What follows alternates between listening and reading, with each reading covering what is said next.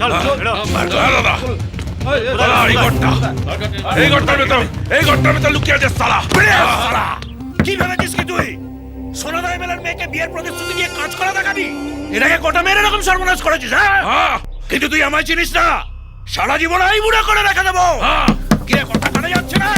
বেরাস সালা, এখনো বলছি বেরিয়ে আয়, বেরিয়ে আয়, নলে ঘরে পেট্রোল ঢেলে আগুন জ্বালিয়ে দেবো।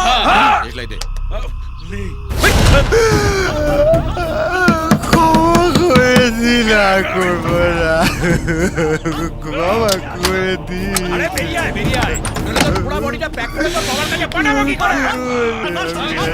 আস্তে একটা কথা বলছি, কি ভেবেছিলি কি তুই লুকিয়ে থাকবি বলে খালে তুই তোকে খুঁজে বার করতে পারবো না?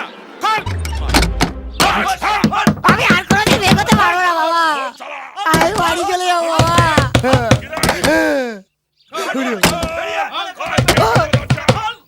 ও বাবা রে, আমি কোথাও যাবো না।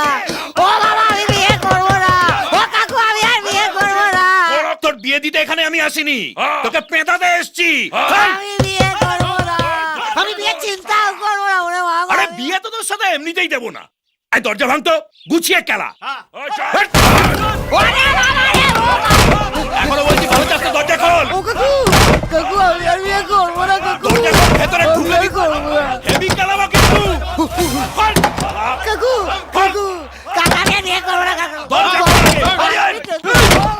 খাওনি শালা।